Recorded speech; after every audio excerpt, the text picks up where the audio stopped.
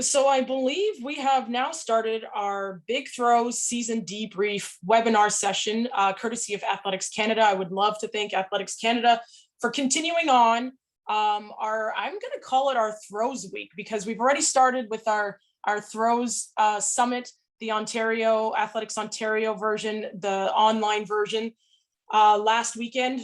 This is going to segue right into the second part of the weekend with BC Athletics and their in-person, which is going to be another fantastic lineup of people in the throws community. And so we wanted to be able to give, obviously, even more love to some of our throwers and coaches right here in Canada who have had an amazing season. Our throwers really held it down. I don't know how many of you were able to watch all of the competitions, but our throwers really did a great job this season. So we want to be here to celebrate, talk to, get as much knowledge from the fantastic Sarah Mitton and Richard Parkinson, her coach. And my name is Angela Whyte. I am not a thrower. I kind of am. I've done a little bit, but I am very happy to be here to speak with the two of them. Before we go on, I would like to give a land acknowledgement. So I'm currently in the city of Toronto. I know I'd like to acknowledge that we are on the traditional territory of many nations, including the Mississaugas of the Credit, the Anishinaabe, the Chippewa, the Haudenosaunee, and the Wendat peoples, and is now home to many diverse First Nations, Inuit, and Métis people. Love to give an acknowledgement, but then also segue into some action, learning as much as possible, doing some unlearning as we continue to move forward in our journey here on this land.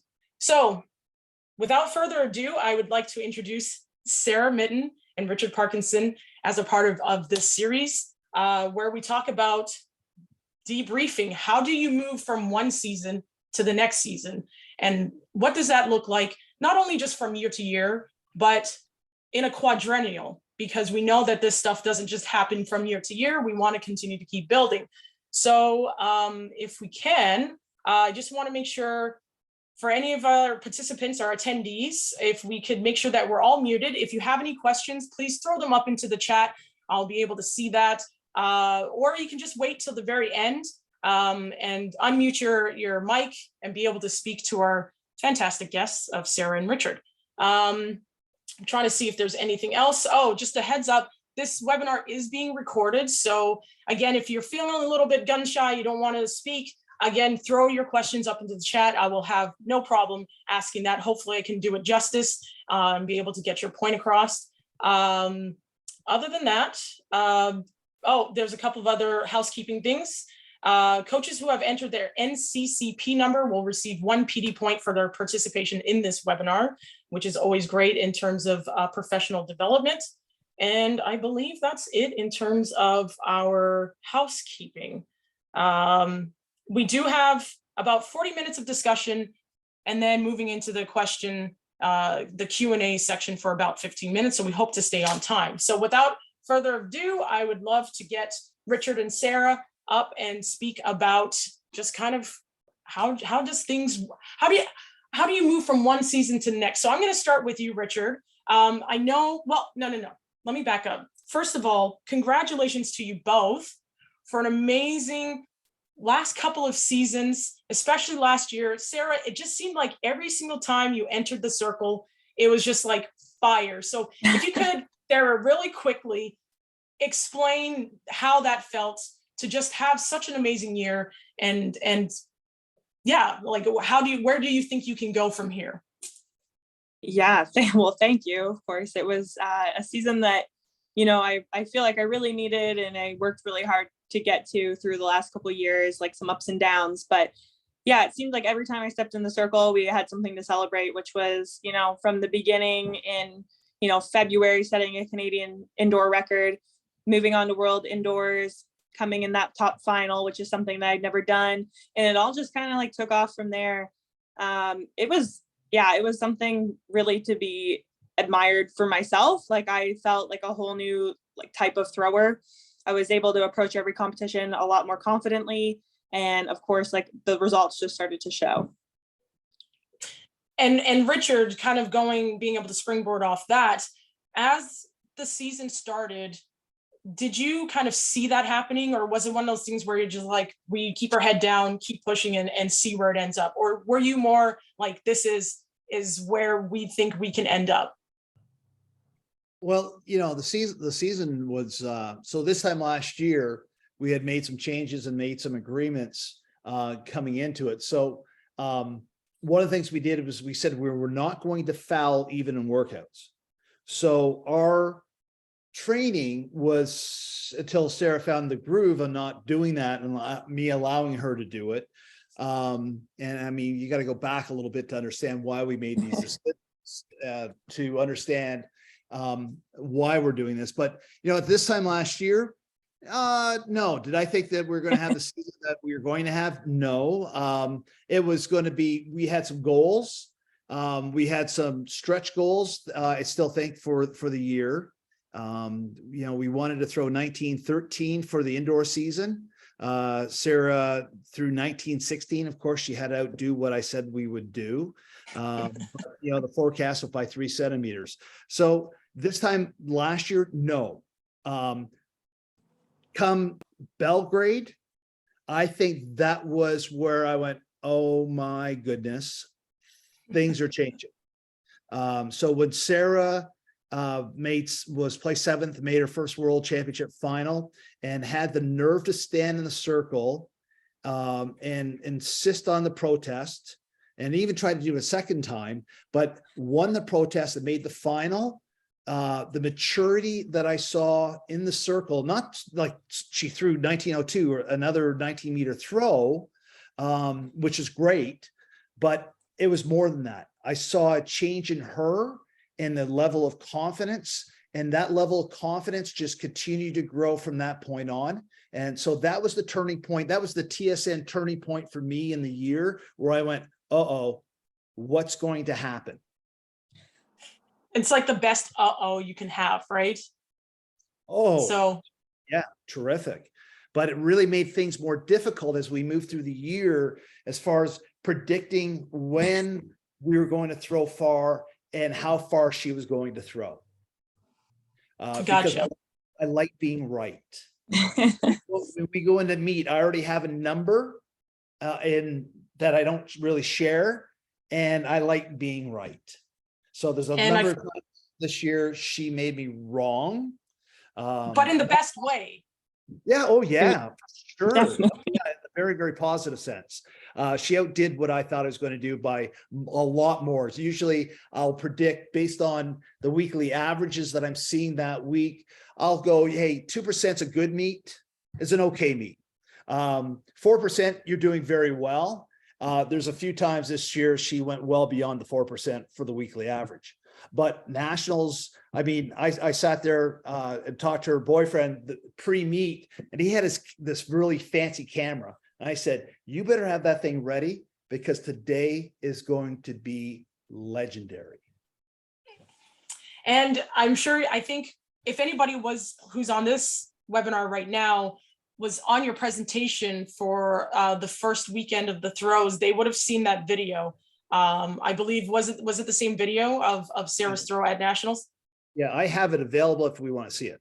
Oh, we will get to that. Don't worry. I feel like that should just be constantly on replay wherever there's a shot circle. So to kind of get into the nuts and the bolts, if you will, of how do you progress from one season to the next. So what changes did you make from the 2021 season to the 2022 season?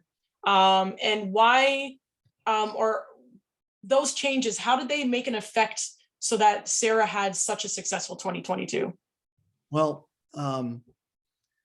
technically speaking, we made a couple of changes. In fact, we go through a big debrief at the end of the year.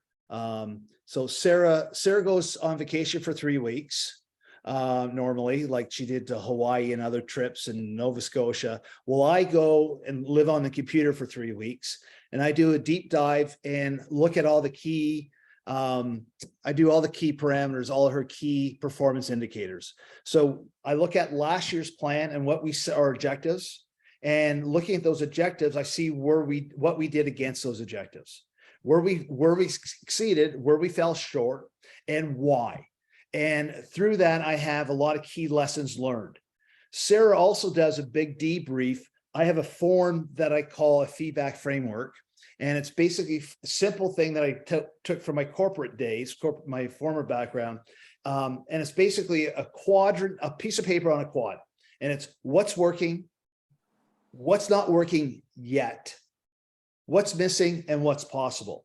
And I have all of my athletes fill out this form at the end of every year. And they bullet point all the things that they thought worked great, things that didn't quite work yet, things that were missing, things that we need to look at, things that might be, hey, we didn't get a new shot, or hey, you know, I was missing a trip here. So, you know, whatever that may be, and then what's possible. And this is more leaning into kind of the goal setting. I will also do the same form on that athlete based on the same, you know, looking at the last year. And then we'll sit down and review our notes and come back. So by the time I look at the key parameters or the key performance indicators, look at, and I mean, it's pretty detailed. I got a 26-page document on Sarah for this year. And it's a lot of numbers, but a lot of solid data that drives the key lessons learned. And once we have the key lessons learned, and I only look maybe at top five lessons learned, I create an indicated actions and things that we want to do to address those key lessons. And it may be something, hey, we're going to continue this. And once we have the key lessons learned, I'll sit down and take Sarah through those key lessons and indicated actions. And by that time, there's no real surprises. And usually it's a lot of head nodding, and I'll take IST, her integrated support team, through the same document. And if everybody's nodding, then I'll write the plan or the YTP, and Sarah will come back from her holidays by that point in time and be ready to start executing it. Gotcha. And so, Sarah, with that document that Coach talked about, what did yours look like? And we can say kind of, it's really easy just to go from 2021 to 2022, but we know that it doesn't happen in that short period of time. So could you give us kind of like an idea of what that document, the 4-quadrant document, what that has looked like for you generally over time? Yeah, I would definitely say the biggest thing that I've learned in the last 4 years is the more I put into that document and the more I, track what I believe is going right and wrong throughout the year, or like my thoughts, not just like on the day that I sit down to do the form, the better our plan gets together. Because Richard, like when I first started with Richard, like it was a lot of like, he wrote the plan and I was just there along for the ride. I had no idea what I was doing, whatever he said. It was pretty much like, this is good. Like, can't really argue, still learning the spins. So technical it still is pretty much his domain, but like a lot of that was very much like where he thought we were and what we needed to do. And then over the last few years, like learning that, the more effort that I can put in to understand what I like from my point of view, what I feel is missing, kind of like the stuff that Richard can't necessarily see or feel. In the last few years, our main goals have been a lot of mental performance goals. And it would be like, what's missing? And it would be not so much technical, there'd be like bits and pieces, but it would be like performance on demand or, competition anxiety or certain bits and pieces within there. And then this past year, like Richard mentioned, like the biggest thing that I think we took from our feedback framework was that we wanted to foul less, because we had noticed from the data that I had a really high foul rate in competition. And to me, all that does is, like Richard uses the term like throwing out of the hole. If you foul your first throw, you're already at like a loss and trying to catch up with everybody else. So we focused on like moving forward to being able to get a good throw in the first round. And now like we focused on decreasing the amount of fouls, which like Richard said, there's a bigger story behind that. The biggest change came from, I went to the Olympics and you go through the qualifying rounds and you get, you only get 3 throws to make that top 12 final. I thought I was ready. I went in, we felt like I had a good year leading into the Olympics, very consistently throwing over 18.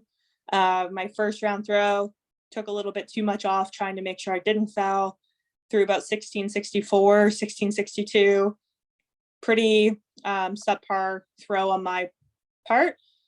The next throw was, somewhere in the upwards of the 1850s to 1880s.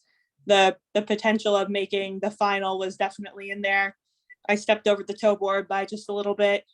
So that throw obviously was unseen and unheard of. And then my last throw, I tried a little bit too hard trying to regain my thing. So the biggest learning we had was like that whole competition could have been so much different.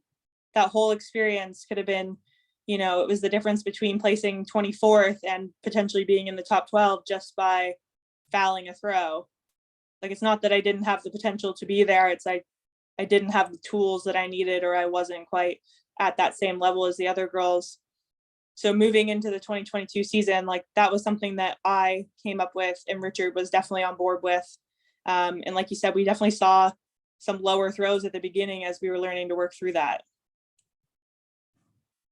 So, and that kind of works nicely because as you were speaking, I was wondering if, and either you or Richard can speak to this, have there been times when, say on your form, Sarah, there's something there that Richard, you may not have put on there or vice versa. And so how do you come together? Because it is a partnership. And I hope that people really realize, and Sarah, I know that you just said in the beginning, you kind of had a little bit more, it was more on Richard because you're learning the spin. So you have to kind of trust him more, but now it just seems like there's this symbiotic relationship between the two of you. Have there been times that one or the other on that evaluation form have put something there that the other didn't really think about? And so how do you meld the two together to then move forward in the planning?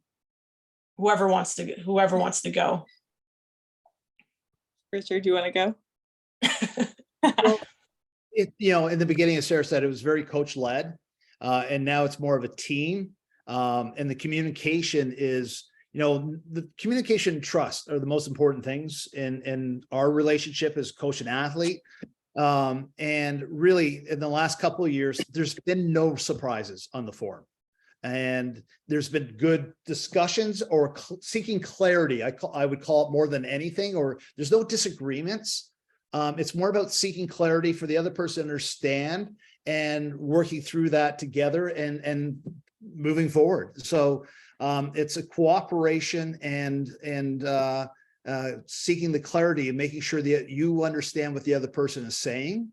So we have an alignment and moving forward. Yeah, I think the biggest part about this year, which was pretty special, was like the first time when I pulled up the form, we pretty much said the exact same things in all of the columns. Mm-hmm. It was like, we were like, oh, that's what I wrote. Oh, I wrote that too. So that was pretty cool to see that we were like pretty in sync last year, and even in sync about where we wanted to take it in 2023.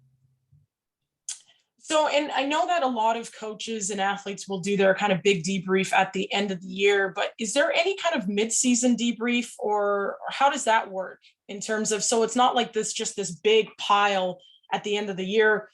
Are there kind of midpoints where you might do the same thing? You fill out that form so it's not just at the end of the year. How does that work for you two? I'll start with Sarah on this. Yeah, we only fill that form out once a year. What I've learned is it's best to just constantly take notes of like little things that you think work or don't work throughout the year. But I mean, there's just this open communication with Richard and I. Like, I mean, we obviously see each other on a daily basis, but if something is happening, and I mean, we've been experiencing that a little bit recently, like we'll just sit down and take a moment to like talk through it, figure it out, make sure we're on the same page. If we have to sit down and go through our goals, our perspectives, everything, like we sit down and we do that. And I think we tend to do it a little bit more like after the indoor season, focusing on to the outdoor season. But I mean, at any point, pretty much, I think like either one of us can be like, hey, can we just talk about this really quick? Like, or this is something that I've been feeling like, can we work on that and see what we can come up with to like solve this problem, or something in terms of like what meets we're going to attend. Like the communication line is just open. And I mean, both of us are always like willing to hear the other person's opinion and come to an agreement at some point.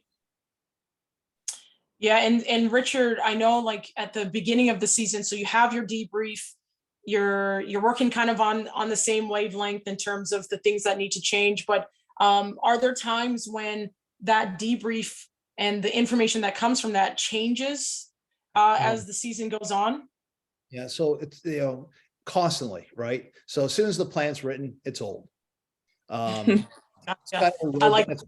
it's kind of a roadmap, but Sarah and I, when I come into a workout, first of all, I want to see what type of athlete I have that day, because I don't know what's happening with Sarah from the time she leaves the track to the next day, and I want to know how she's recovering. Is she looking after the self-care?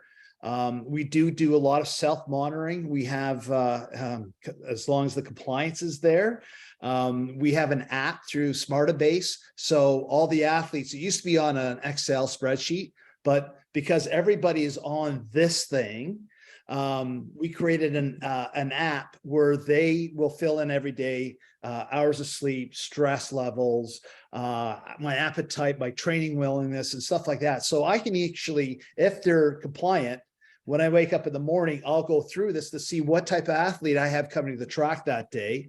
And then some of the athletes, I have a color code system with them. And it's like, are we green, yellow, or purple, blue, whatever it is.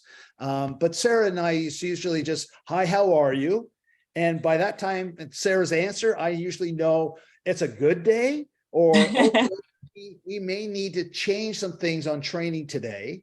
Or we may need to have a discussion about taking it off. So those are the daily type things. And then we'll do a post-workout kind of debrief. Hey, that was really good today. Even when we're talking about today's workout, we'll say, I'll remind her what the focus of today's workout is. Hey, today we're going to work out on the entry, and this is what I'm looking for. And just to give hey, we're aligned on this, right? Because sometimes Sarah goes, you know what, I really don't feel like that today. I feel like we need to do this, and then we'll go have a discussion about it, and we'll go back to what I want to do anyway. No, so we'll have we'll have a pre-workout kind of discussion, then a post-workout. But then, I'll do a weekly thing, and I send this out to all the APAs for my athletes. But Sarah, I'll send it to Molly, but now Glenroy for Sarah, and I'll say, hey, this is what happened this week from a technical standpoint, how many throws we took, the average throw, the best throw of the week, IST, here's things they're working on. She has a patella thing, little funky thing going on here, or, she broke a toenail. Oh my gosh, Rome is falling or burning.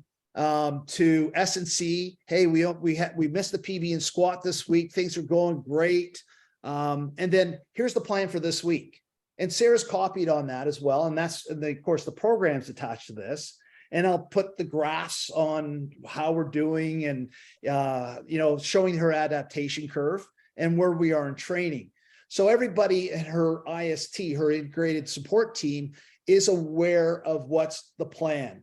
And I do occasionally get emails back saying, hey, what do you mean by this? Or if I highlight something in yellow that one of the team members might get the attention and say, okay, I'll make sure I look after on therapy today.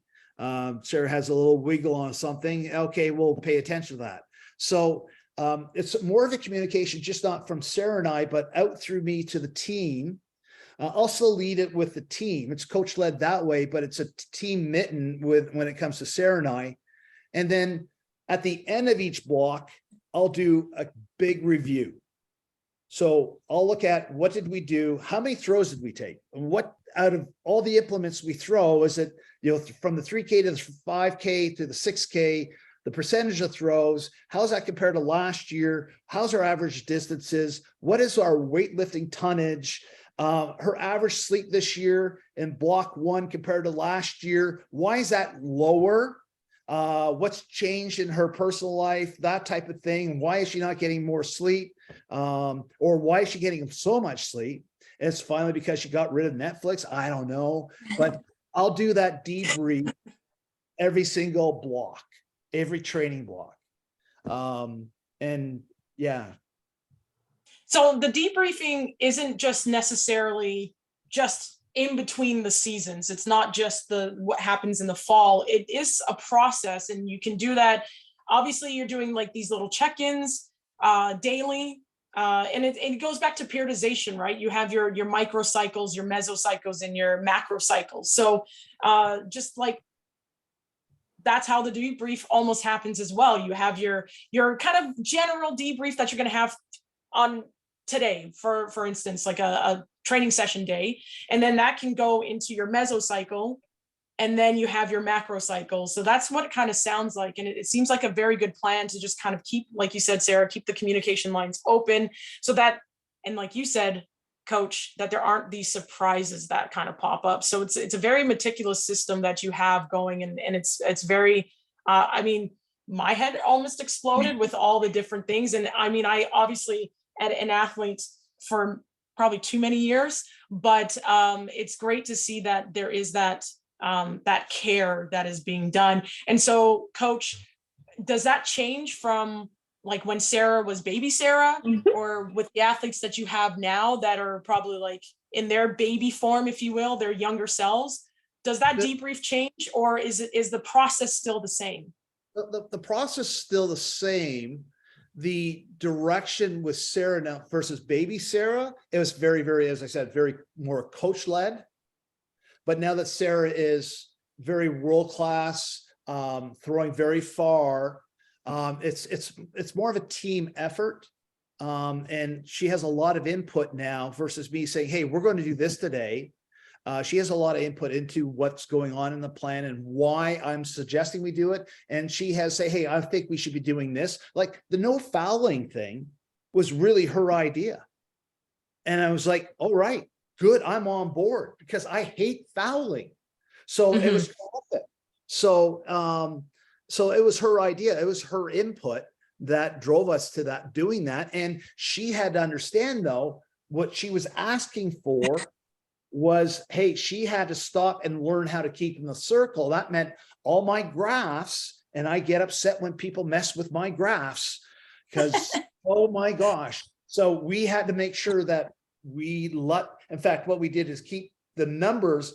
If she did foul a good throw, we measured it too. So we had comparable data from last year, because I didn't know in 2021 if it was a foul or safe throw, and we didn't make a stipulation. So in 2022, we measured fouls and the safe throws, or if the safe throw was further than the foul, we didn't measure the foul. And that's what it became to by the summertime. She wasn't fouling. There was very few fouls in a week, not a workout. There'd be workouts where she wouldn't foul anything. And it was just like Chevy Chase on the golf course in Caddyshack. He didn't miss. Sarah never, she doesn't foul.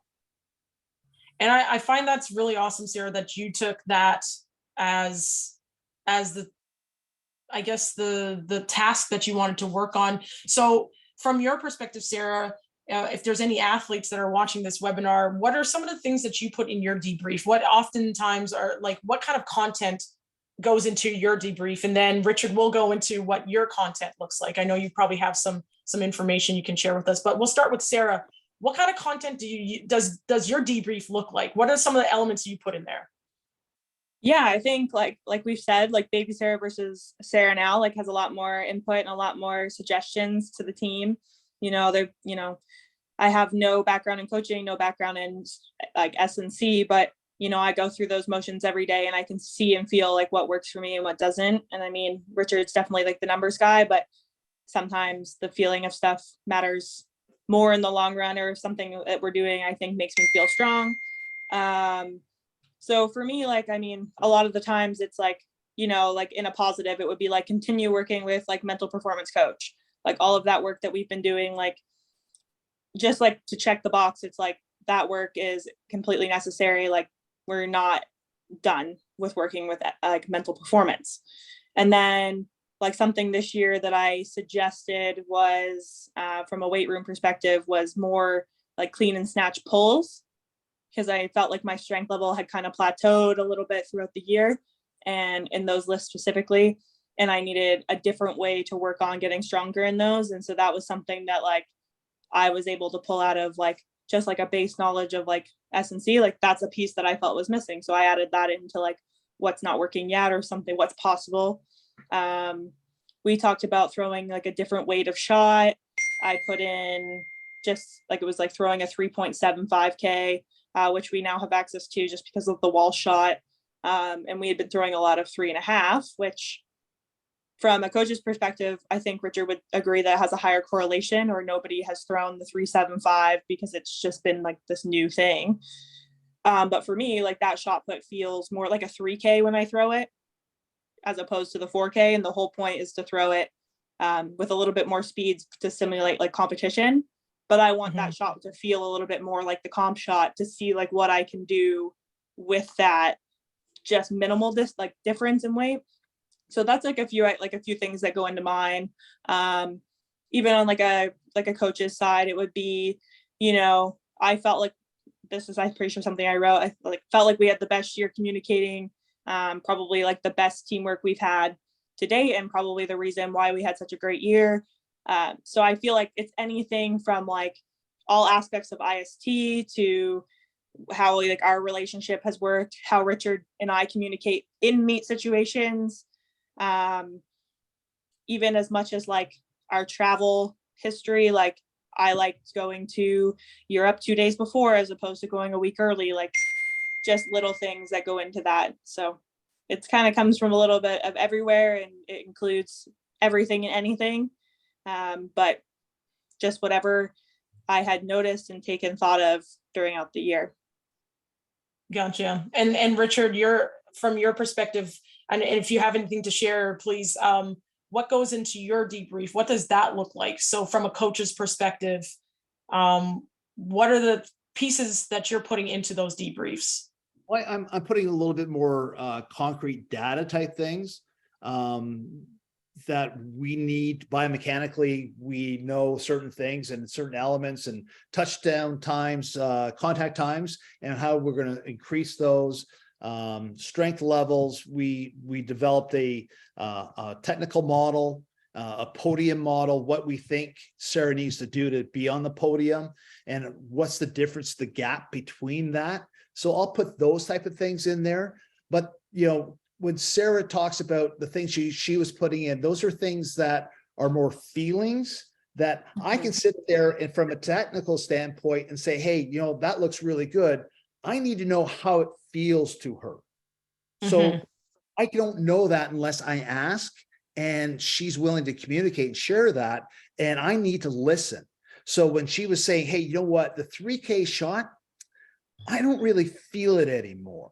And that's one of the problems with women throwing shot the spin is once they get to a certain strength level, and baby Sarah has come a long way in this weight room.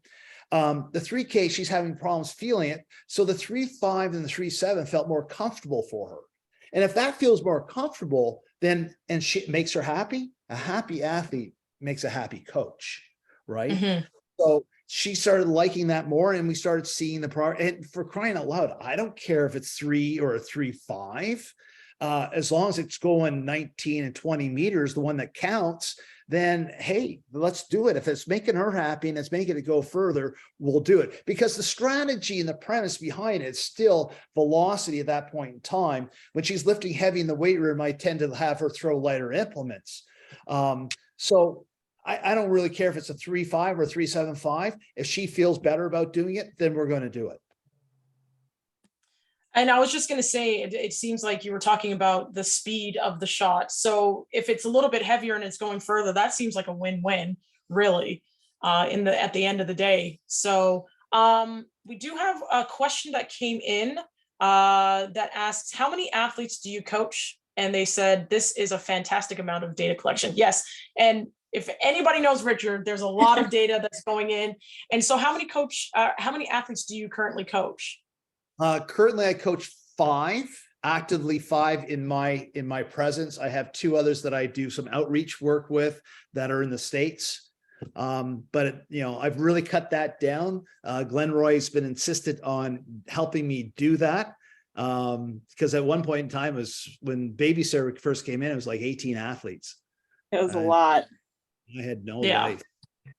And in all honesty, I mean, with how thorough you are in your debriefs and just your programming and data collection and so on, it'd be really tough to be able. And so some of our coaches who perhaps are at the lower development, they probably have a lot of athletes to work with. Is there a condensed version? So if you were to choose the elements of a debrief for a coach and who's working with more athletes, what are probably some of the biggest points that you'd want to get on a debrief if you have a lot of athletes to work with? And it's just the nature of being a developmental coach. You don't want a high performance coach. You can have a smaller group of athletes. What are the elements that you would take, the biggest things that for a coach that's working with a bigger group of athletes?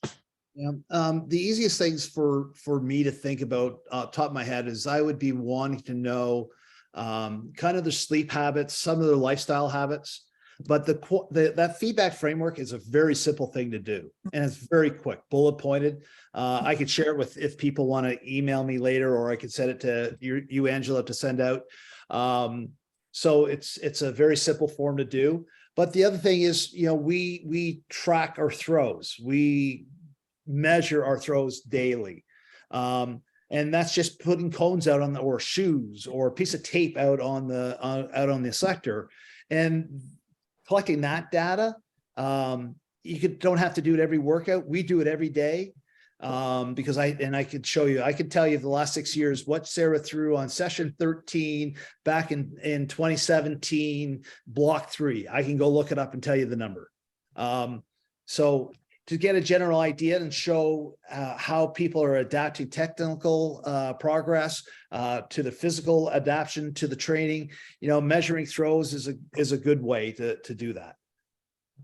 Gotcha. We do have a couple of questions that came in, kind of probably in the same vein. So one question was, how often do you work with different weight of shots? Oh, yeah. And then the other question that's, so how often do you work with the different weights? And then what weights do you use during the competitive season to maintain strength and power? We work with everything from a 3 all the way up to a 6K shot. So a 3, 3.5, 3.75, a 4, 4.55, and a 6. We with those based on need. And I will look at how she's adapting to each implement. And at a point in time, I'll switch it because I have there's a formula that you can use to show the correlation of throwing a 5K. And if that 5K goes 16 meters, that means a 4K should go X. Well, if it's outseeding the 4K that she's currently throwing, then that means I need to reduce that and go more speed so she can get the 4K going up again. So I'm constantly changing that based on what I'm seeing in the circle, the distances. I do the correlation math and we'll switch it. But then I tend to switch it also when I know she's lifting heavier. When she's in heavy transmutation training, I'll switch it to a lighter weight so she doesn't lose the feel of the shot. And the other thing is we never go past a 6K. Well, not right now at not baby Sarah, but adult Sarah. Anything past a 6K right now, and you see her eyes light up when she's like, "Oh my gosh, is it more than a 6K?" I think anything beyond 2 kilograms right now for Sarah is just too far away from the 4K shot, the competition shot. And especially indoors, the size of the shot and Sarah's hand and her body, the 6K can be evil. So we restrict and I really monitor how much we're actually throwing it. And once I see the distance start falling off, we know she's adapted and I need to switch. Gotcha. And then saying the competition season, do you still have that variability, or are we pretty much locked in now in terms of like we're working pretty close to just 4K because we're in competition? Competition's so long. And we won't see the 6K, like we didn't see the 6K at all in 22's outdoor. But we'll work with the 5K and the 4.5 a lot. And I'll switch that around because we know, she'll compete. She might be throwing the 5K, but there's certain meets we want to target. And I think we've had a fairly successful, we've been successful at hitting the right days and having that performance on that day. But so she'll compete in 2-3 meets, but if there's a meet that we're targeting for, we'll adjust the weight accordingly, because we still have to train through. You can't hold the peak longer than, Sarah could probably hold her peak for about 14 days. And then I need to get her back down and crank up for the next competition. So we're constantly working through the different weights throughout the year. And that's the great thing about the well shot. Gosh, I hope Tom's on here. Because I was going to say, I was actually going to ask Sarah if she wanted to do a shout out, because I know we talked about it and I was like, wait a second, what is this brand new toy? And so if you want to talk about it, Sarah, can I have you speak on that shot? Sure. Yeah, I mean, well, I'll start with a preface that it's quite an expensive piece of equipment. So like up until we really needed it, like we didn't have one. And, just to focus, I know Richard listed off a bunch of weights that we throw. For many years, I did just throw like the 3, the 4, the 5, and barely the 6 until like probably last year. Would you confirm that, Rich? Yeah, because you didn't quite have the strength to do it technically right.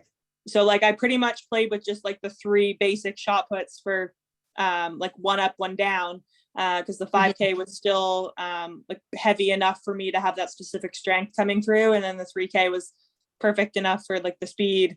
But we did acquire this new toy, and we thankfully have we have 2 of them now, which is great. We've been what is the name of it? It's called a wall shot. So they make men and women variants, but it's basically like if you've ever seen like a Russian nesting doll where they keep coming out of each other, you just build your own shot put within the outer core. So you can do it like the main ball for women is a 3, and you can put in 0.25 until you get to 4.75. So it gives us a lot of flexibility, and that's where we've really, I think, like refined our training. But I mean, they're like within sessions, someone asked, I think, like, how often do you change weights? And I mean, we're constantly throwing different weights throughout the year, but we're also throwing different weights every session. So like I do a lot of my like beginner drills with a heavier shot, move on to some drills. If we're in a heavy phase, like Richard was saying, I'll throw the heavy shot for most of my like, some stands, some wheels, different drills that we have, and then move into like our full throws where I'll do either like heavy and light shots. So it'll be like a little bit of a mixture. But I'm usually throwing 2 to 3 different implements for fulls every day. Now, your favorite workout this year was 5-5-5. 5-5-5. I just would do 5 throws. Okay.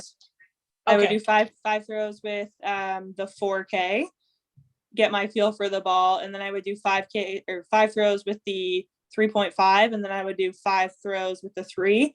And I felt like it, from my perspective at least, what it did is it allowed me to like continuously pick up my speed and my touchdown time, basically like get my rhythm with each ball, as opposed to jumping from 4 to 3, which I typically tend to overpower the 3K after throwing the 4. So it gave me like a little bit of like a leapfrog effect, and I was able to have like some really good workouts where I would have a really good 4K, a really good 3.5, and then really be able to hammer the 3K. And gotcha. And you guys, sorry, go ahead.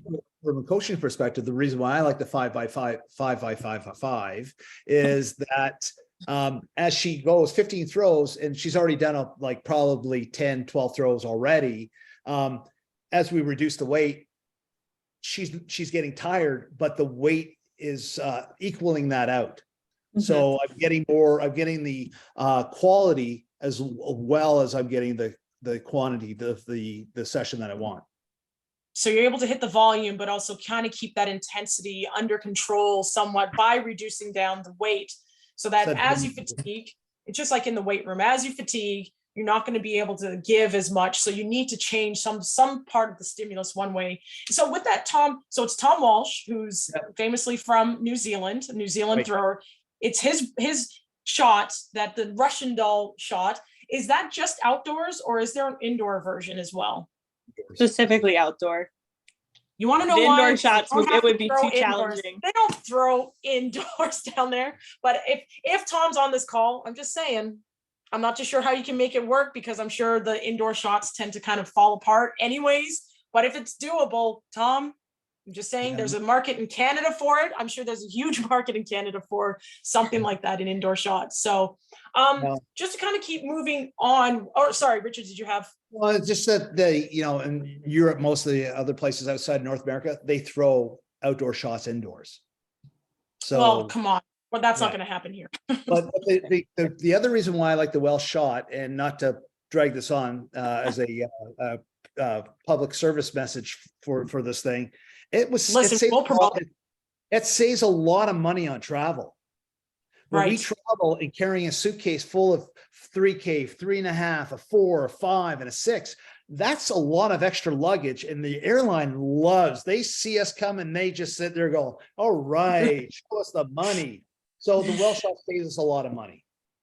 Yeah. And so in the long run, it pays for itself. I know it is pretty expensive, and perhaps that's an implement that can be saved for your athletes that are getting better. But definitely something to look into to see if maybe, and I'm not too sure like the durability of it, because I'm sure you've just had it for a while and you're the only person really, I'm sure, that's probably throwing it. So it probably doesn't have too much on its legs, but definitely I've always thought about that about medicine balls. I'm like, how can you get a medicine ball that you can change it out, like be able to squish it together? So the fact that Tom Walsh has that shot is fantastic. So just so that we don't lose this. So we kind of had a little bit of the past where we talked about it. And again, if anybody can gain access to Richard's presentation at the Throw Summit this past weekend, please watch, because some of this stuff was mind-blowing to me in terms of seeing Sarah's graphs and things like that. And I don't know if you want to share any of that tonight, if we'll get there.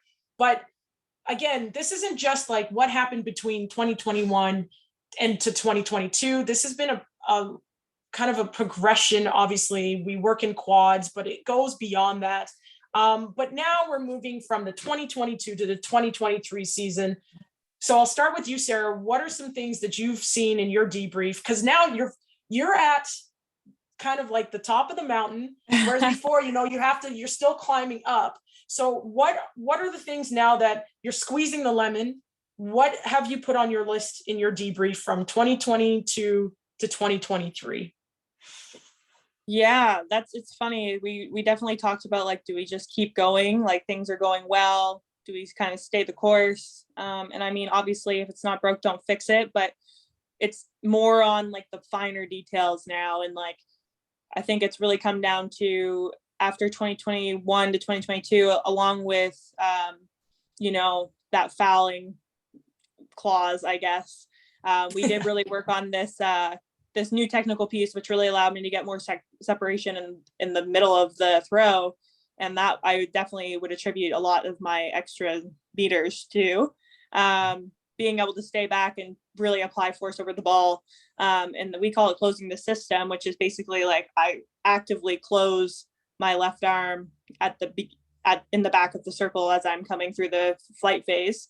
So, I mean, like, moving on into 2023, obviously we want to carry that out, but like everything has become about like the finer details. So, is it, do we gain a little bit of weight? Or am I at a good weight? Is that been something that's helped? How do we get a little bit faster? Do we get a little bit stronger? But overall, like, it's pretty much been Richard's direction, just on like minor technical changes, like trying to get my left foot down faster, a little bit more separation.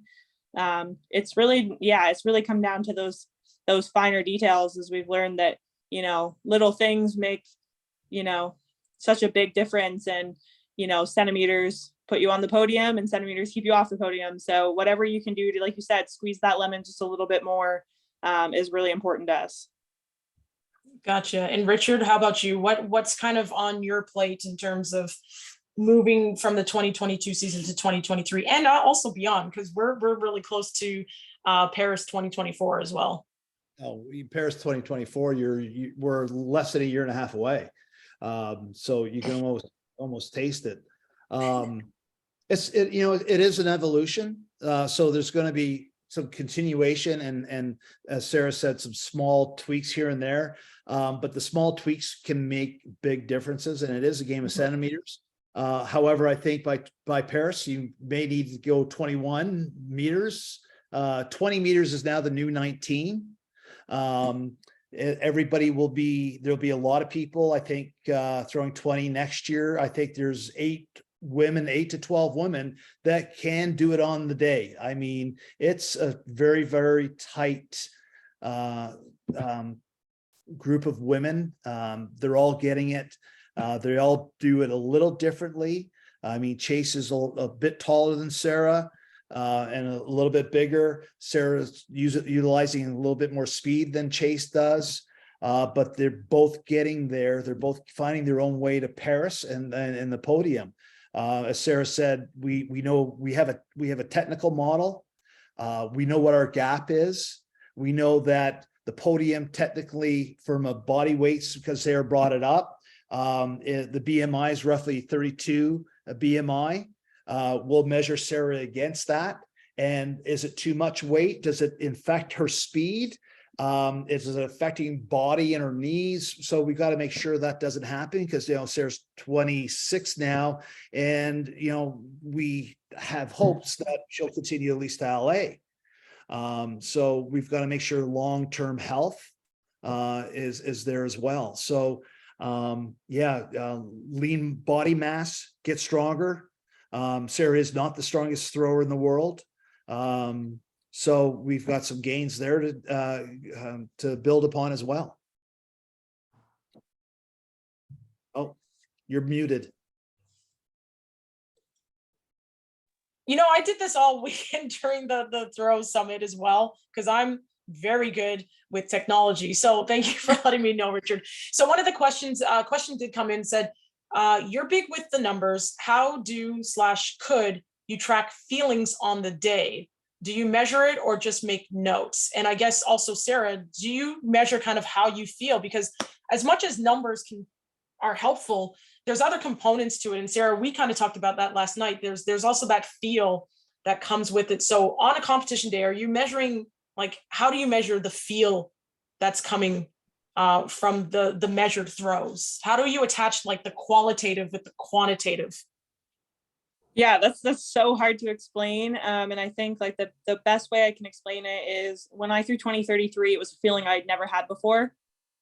So trying to attach a qualitative piece to that throw. And I know I've tried to explain it to Richard many times of I knew what throwing 18 meters felt like. I learned how to throw 19 meters last year. And then when I hit 20, it was it obviously happens so fast, but the feeling of a 20-meter throw supersedes anything that, I feel at practice, because I'm not out here throwing 20 meters at practice ever. Not yet. But Not yet. Not yet. But what I do feel we do is after that, as much as Richard we'll get the videos, we'll do the biomechanical analysis on the throw. I can explain to Richard a bit more about how in here in my brain, what that felt like for the 20-meter throw, I tried to explain to him, it really felt like 2 loops, which is of course what you want in the in the spin, is it's the rotation out of the back and the rotation at the front. But typically I'm a bit more of a linear thrower, so it's usually a bit more of a leap to the center and then a throw. But what we've been able to really do is really torque myself out of the back, and then so I really just feel this really big unraveling and the shot throws itself, which is a feeling that I've had obviously a little bit on other throws, but the amount of effort and intensity that goes into that throw, it definitely takes my breath away. I feel how much energy is in that. And so we, on top of doing the biomech, I try to explain to Richard on that front just a little bit about how that feels, so that we can get back to that feeling. Or when we're in technical sessions, I can say that felt closer to what we've been working towards. That must be something good. Yeah. Just more a comparative. Right. And I know I haven't thrown the shot that much, but there is something to be said. When you know that you've hit the positions right, the speed is just right, you get that sense where it just slingshots off. And I almost say when you listen to throwers yell, you can tell when there's a thrower yell that's manufactured versus one where it just kind of comes from within, within the diaphragm, and it just happens. And so If we could, there was a request also to see the Canadian record throw, because I feel like that was in there as well, where just like you can tell from the yell and everything and your celebration, Sarah, you just knew throwers know when it comes off their hand, and it's not from the hand, it's from everything else that happens, that throw is just, it's just chef's kiss, right? And is it possible to bring up Sarah's championship or the Canadian record throw? Yeah, sure. I can show that, but before, I'm going to hold you all captive for a second, because Yes. to respond to Sarah, the one thing I feel, a lot of times I feel myself at a workout being almost like a psychologist or a counselor, because I'm constantly asking, and how did that make you feel? Right. And can you explain that a little further? It's kind of, that's tongue in cheek, but I'm always saying especially when we're trying something new, trying to get the feedback. And I am making notes. So on her YTP, which is an Excel form, and it's a little different from the traditional, mine's more of a working document.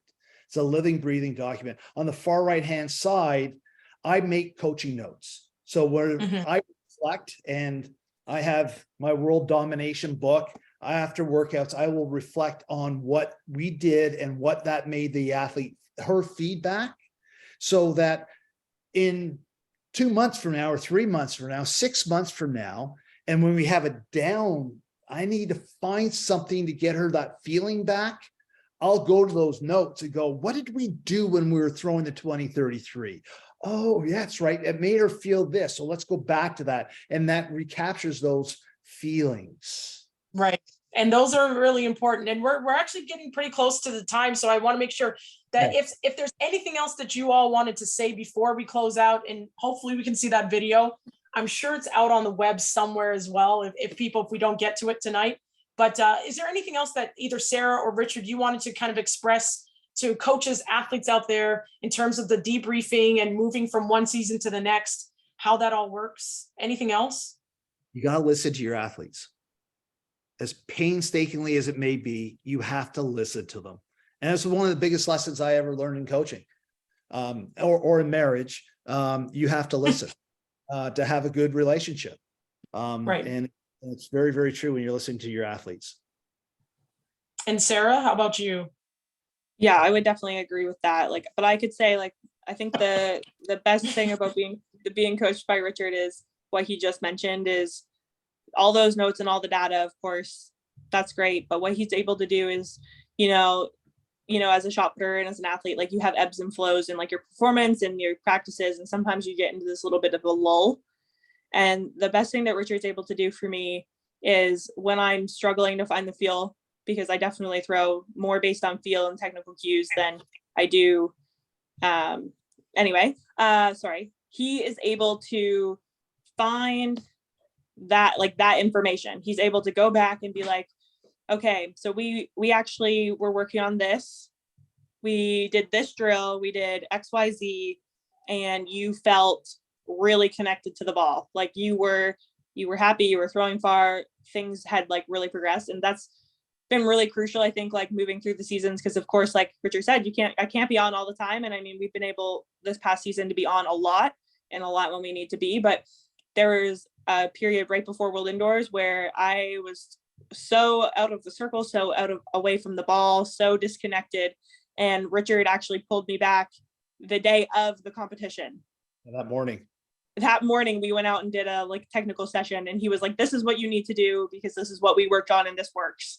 And we did drills in the parking lot the morning of the competition because I was still freaking out that I hadn't thrown over 17 meters and had no feel, had no confidence going into that meet basically. And he was able to rein me in with those notes. So I feel just if you're a coach listening, that would be a really big highlight, is being able to be there for your athlete when they're feeling off and being able to provide them that, and then learning obviously with you and your athlete, the trust moving forward with that, because, of course, a lot of things can happen heading into a large competition, and it can be psychological, it could be physical, it can be anything. But if you're able to provide just a little bit of, confidence and get that feeling back for them, I feel like that was pretty next level for me. And I think that's a huge lesson that people should learn from Richard's coaching style.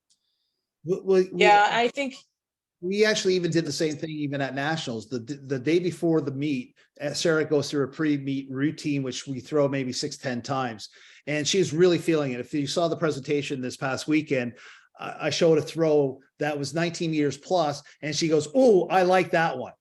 And it was like, okay, I didn't for technical reasons, but she liked it. And that was the most important thing, especially the night before a competition. So I loved it, especially because it didn't go 19. But I made some suggestions. And the next day we went in the meet with those suggestions, and she opened up with a 1923 or something easy, and then started really pressing. And then this might set up the video if we have time to show it, but she really pressed through round 2, 3, and then went 2 fouls. And I had to talk to her about the feeling of a couple of things. She made the adjustment and the 2033. And, really quick, right before we get into the video, I think that's hallmark in all events. This isn't just for shot. This works for all events. If you have a great relationship with your coach, and as an athlete, you're able to tell your coach what you're feeling. Sometimes when we get into our own heads as athletes, what we forget what we already told the coach we feel. And then for a coach to have that presence of mind and go, remember, and it could be a sound cue. I know as a hurdler, sound is really big for me. So if a coach said, this is what it sounds like, so maybe the touchdown of getting your feet down or whatever it is, because the nerves can take the athlete out of the feeling, and the coach who's paid attention to their athlete and what they said they felt, you're able to give those small cues that then primes the body and be like, oh yeah, I've done this before. And I told my coach what it was that I felt. And I was able to then get that feeling back, because sometimes that's the worst thing to feel, is when you lost the feeling and you're like, I remember that feeling. And then it's like, I don't know how to get it back. And that feels like my responsibility as an athlete. Mm-hmm. But then the coach can then bring that feeling back. And then it's just like, oh, now I feel more relaxed and feel more confident. I can get back into it. So with that said, is it possible to see that video? Because we've been asked to stop teasing. If we can see it, because it's amazing. So share your desk. So one of my favorites. The one person I thought did that very well was Jeff Hontoon, by the way. Yeah, he was able to kind of bring people back when they forgot that they knew how to do their event or what it felt like. So shout out to Jeff Hontoon, the coaches I worked with. So here's round 6, last final throw at the competition, Canadian Championships 2022. Turn up your speakers. Yeah, turn it up, definitely.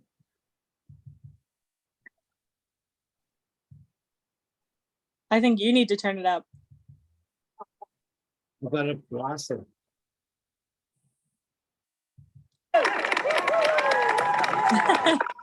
And technically, she fell off to the left and the shot goes out to the right. And I can show the NACAC video and it's the same thing.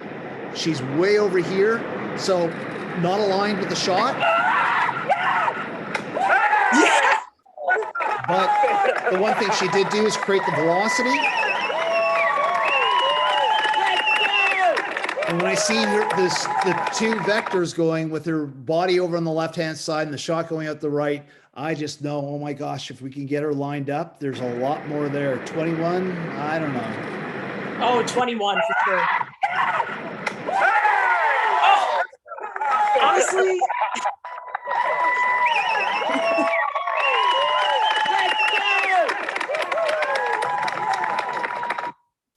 Thank you, honestly, for sharing that. The thing is, as a small heptathlete, I probably know what that is on a very small scale, but like you can tell, Sarah, as soon as you kind of, that's the scream, if you will. I think some young throwers think that you need to scream, but you can tell it was that everything got connected and you can feel it. And that grunt came from like deep within and it wasn't forced. And also the celebration, like the thing hadn't even landed yet. And you're like, it's almost like you're like, you keep doing what you're going to do because I already know the energy that I just put into that. And it just, honestly, right now I might pick up something and throw something in here because it's just so hype. One of the best videos. And I mean, you've had so many competitions that were fantastic to watch this season. So hopefully everybody has and will continue to enjoy those types of videos. And Richard, obviously, I know the technical you went through that in your presentation, which is nice to see. But I mean, how did that feel? Even though I know you're like nitpicking, but at the same time, just from like within, how did you feel watching that throw? Oh, Me? me? Who? No, Richard. Oh, No, me? Richard. Oh, Yeah. no, very, very proud. I mean, she's put a lot of work into it and, overwhelmed, a lot of different emotions. You heard me kind of laugh, but literally fighting back to tears. We had, it was a great, great day. It was the furthest any woman had ever thrown with a rotational style. It was the world record for rotational throws for 24 hours. 24 hours, but you'll take it for the 24 hours. And then we sucked again. Yeah, and then you're back to As Sarah would say. That is, yes, those words did definitely come out of my mouth. But yeah, it's Well, you're saying, like, that feeling, like, I felt it. And I'm not one to, like, I don't celebrate until I see where that shot lands, because I've been burned by that before. Sometimes I'm like, wow, that was a great throw, and it's like, 17 meters, and you're like, oh, that was embarrassing. Like, when I knew from so deep down. And I actually told one of my teammates the other day, like, about yelling, and I didn't start yelling until I started throwing about 19, because it didn't come from within. Like, it wasn't until I was so torqued up that it like the energy came, and I was like, you're just the release. When you let go of the shot, everything just kind of came out. So it's just a natural release. Yeah. I know we did have, Kyle, do we have time for one more question? I know there was one in there. Just Can I get a thumbs up on that? Yeah, go for it. Go for it. Yeah, this is good. This is all good stuff.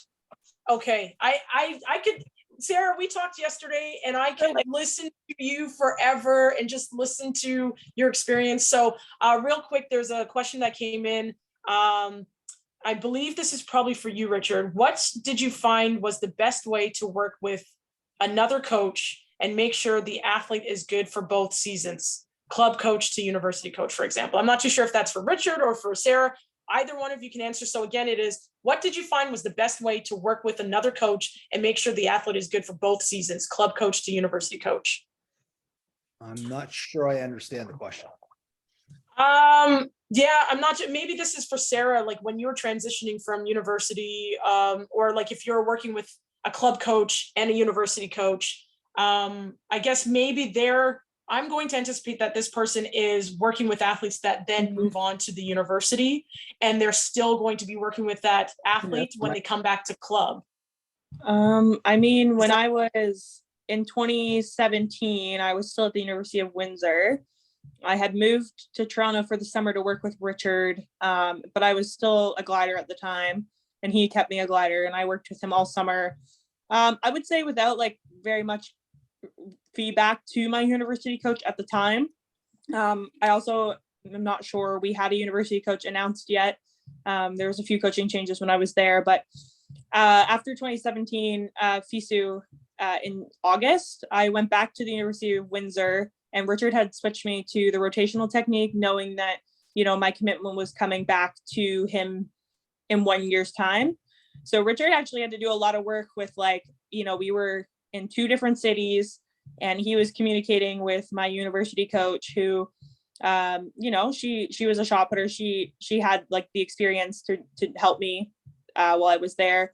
But obviously, like starting from scratch, like Richard wanted to teach me like his way of throwing rotational shot put. And he did a lot of work, talking back and forth with them, and just like the communication piece, because I was traveling back and forth to Toronto like multiple times, a month just to work with him on the weekends. And so that communication piece there was huge. And he did a lot of work, a lot of presentations, he does these like video analyses where he takes a whole bunch of screenshots of my throws. And so he would send those along.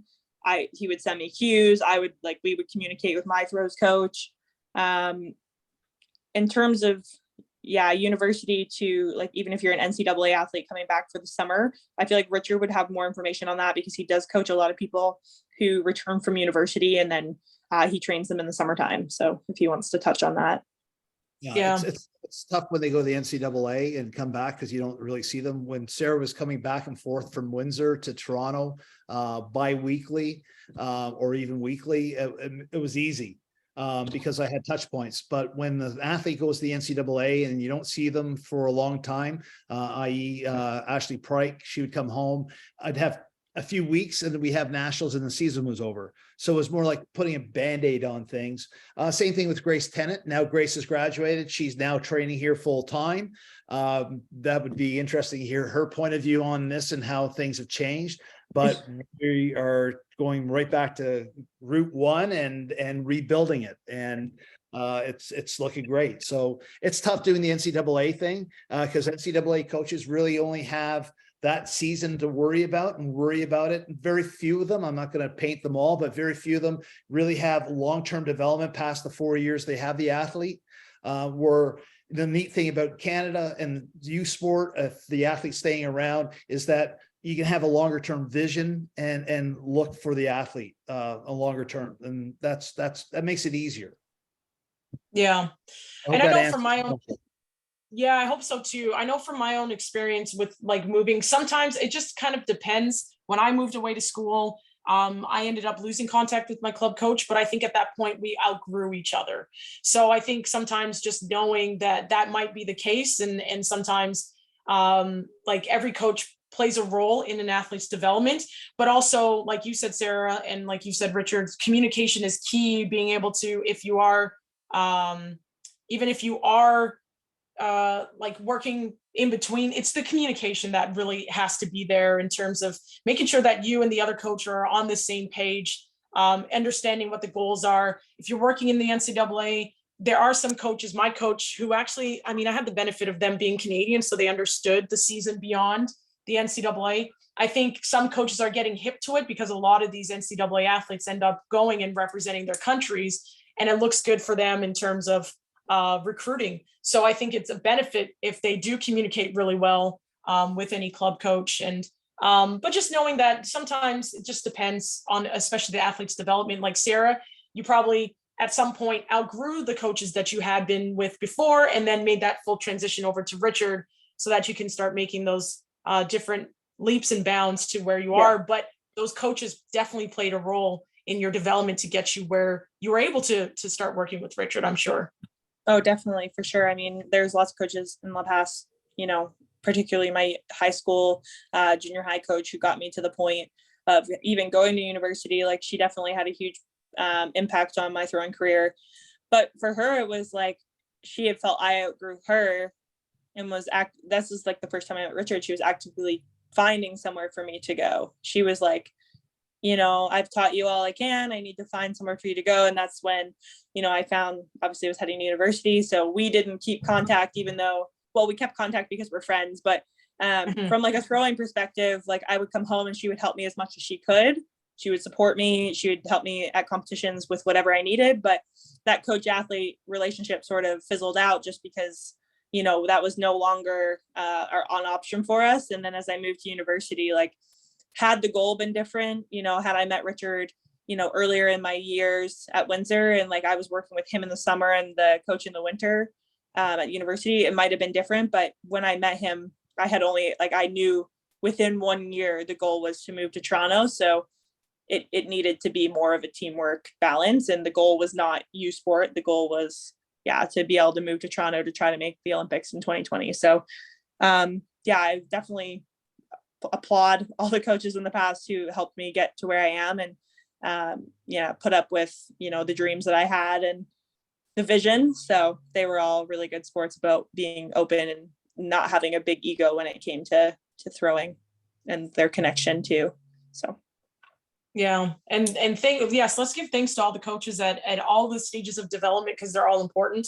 And I think sometimes it is tough if the communication starts to break down between coaches. But I think being able to take stock of where we are in an athlete's development and where an athlete should potentially go in order to kind of reach that next level. So again, shout out to all those coaches who've been a part of somebody's development, wherever that might have been. If it was grassroots and getting somebody to fall in love with the sport first, I think that always is first and foremost, is just being able to have that love for the sport. So, because even if a kid's talented, if we don't have those coaches that help us fall in love with the sport, it's going to be really tough. They can be very talented and make teams, but then when they get to a coach like Richard, and if they don't love it, man, those conversations and those debriefs daily might be tougher than they need to be, just because that's not there. So definitely along the way, all those coaches mean a lot. So But you know what? Yeah. And it's just not, you know, I also have athletes that move on.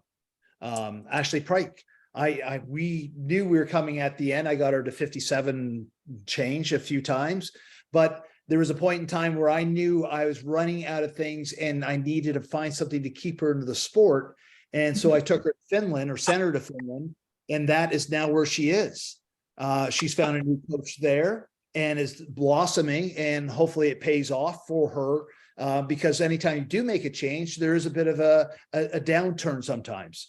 And she's going through some growing pains, and, you know, she's back there now working her ass off. So, you know, I've also have transitioned athletes onto other coaches you know, in support of that athlete. So. Yeah, that's great. And shout out to Ashley, because she's part of that throws group that train out at the TTFC that I sometimes try to sneak in as the smaller thrower in the group. But fantastic group of athletes, a great group to be around, super fun, never a dull moment. So yeah, I think that's a conversation for another time, is definitely the training group dynamic, even in an event where you're not technically going together like sprinters or runners do, but still that training group is very important. So all the best to Ashley out there in Finland. I'm sure she'll be back for Christmas holidays and things like that. I don't know if there's anything else that we want to talk about. I did have some fun questions. I don't know if I can ask these questions. They were kind of like a rapid fire thing. If Kyle, can we do that? I know we lost some people. Do we want to do that? If our panelists are willing, I'm game. Perfect. Okay, so y'all weren't prepared for this, but they're going to be fun questions. They're just like, take it as much time as needed, but just whatever comes to your mind. So I'm going to start with Sarah. Favorite place to throw? What is your favorite place to throw? Garage Strength in Pennsylvania. I set the Canadian record, the U23 record there in 2018. But man, the vibes, the music, throwing under the lights, all the boys. Is it like the floodlights? Okay, it's big energy. Everyone throws farther, man. But like our 20 record was set there too, and yeah, everybody throws PB. It looks like it looks like a great community, definitely. Richard, if you had to coach a different track and field event group, what event group would that be and why? Ooh, pole vault. Pole vault. Okay. Yeah, looks so much fun. And you're a very technical guy. I could never do it. Yeah, it'd be fun. Yeah, I love seeing them fly. Love them seeing them fly.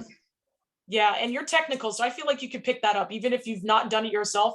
Your meticulousness would work out very, very good in that event. Now, last question, and this is for the two of you. Who would win in an 800-meter race walk competition? Between me and Richard? Between you and Richard, who would win in an 800-meter? I was going to say 400, but that turns like too much into a sprint. Who would win in an 800-meter race walk competition? Because I feel like Richard's got some fire. I would hope for me. He's got bad knees. Considering that I'm having PRP done on the 30th this month, yes, Sarah. I would hope. I didn't know that you're getting PRP. Okay, how about I'm bone on bone? No way. And okay, how about Richard at his peak? Who would win? Oh, crusher. Oh, probably. Dude, I've watched enough of Evan's races. I can do that. Yeah, I'm like, exactly. Richard has turned me specifically from this, like, I feel like I used to be really athletic in like all sorts of life, and now I'm specifically athletic at shot put. So here's my here's my other question for you, Sarah. If you're to do right now, as Sarah, as you are, because you used to be a heptathlete, so I know you got it in you. If you're to do a triathlon, a track and field triathlon, name your 3 events: 1 run, 1 jump, 1 throw. Oh. Well, it's got to be the 100, because I probably wouldn't make it any further. That's a lot of weight to carry down the track for any more than 100. Yeah, is there a 30? There's no 30. There's no 30. Like, I can I remember running my 60 and at like 40 meters, I just like lost power. I was like, well, it's all downhill from here. Okay, so 100 meters. 100 meters. I'm going to keep shot put probably because, you know, it'd be good for me. You're not going to like, and by the way, you can choose any event from across all of it. It's not just the ones that are in the decathlon. You can choose any event. So if it was hammer, you could throw hammer in there if you wanted. Yeah. Okay. I would pick hammer because hammer has my heart and I still think it's the coolest event in the world. It is really jumping would be long jump because I used to do it and I was like not half bad at it, but long jumping, at least it's speed power and like, you know, got the speed. Yeah. See how it goes. I mean, I don't think I'm going to be world class at it, but It's your standing long jump PB 260, 265. Yeah. Yeah. And then, okay, this is my last one for sure. I'm sorry, everybody, but I like doing this stuff. So this one's going to be for you, Richard.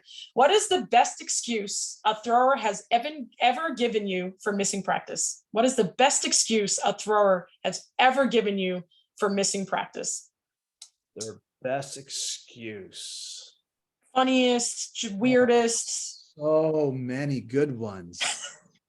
Oh my gosh, I can't Wasn't tell me. you. No, I can't. No, it wasn't you. No, you've rarely missed a workout.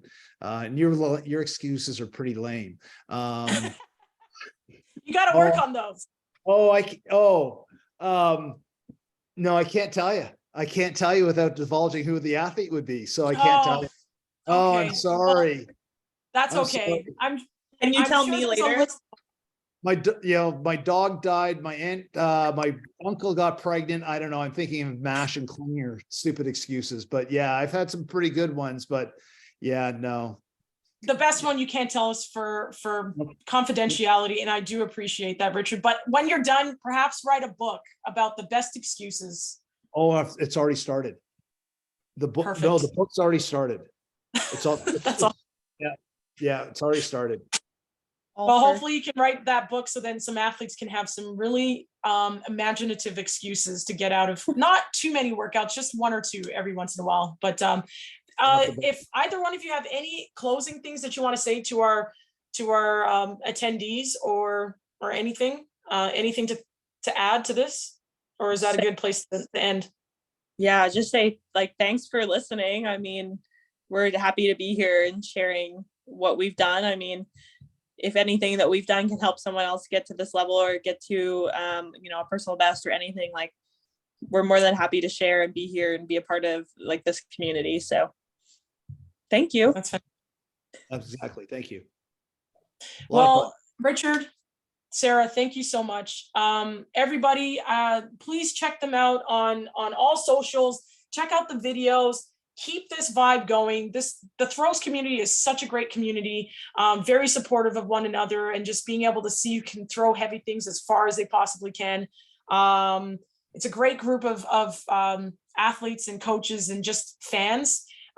Please make sure that you keep watching for Sarah coming up in these next couple of years, because guess what? It is Mitton season. That's probably one of the best hashtags or handles out there. So Mitton season, make sure you keep watching out for Mitton season and for all the other athletes that are coming out of Canada. The throws, we're on one right now. So thank you so much. Also, please be aware of all further education opportunities that we have going through Athletics Canada, but also through your provincial branches. We do have kind of like the extra education beyond the NCCP courses and so on and so forth. So please take the opportunity to learn not just the nuts and bolts, but the stuff in between that really makes this sport what it is. So again, Richard, thank you so much. Sarah, thank you so much. And we can't wait to see what's next and what comes down the next couple of years.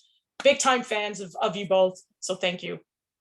Thank you. Well, thank you for doing this. Yeah, of course. I'm a We can nerd. I'm a talk track forever. nerd. Yes, I'm a track nerd. If you need to find me, I'll be at a track near you. So again, thank you very much. And I'm sure we'll do this again, hopefully. Yeah. Thanks again. Okay. Take care. Bye, everybody.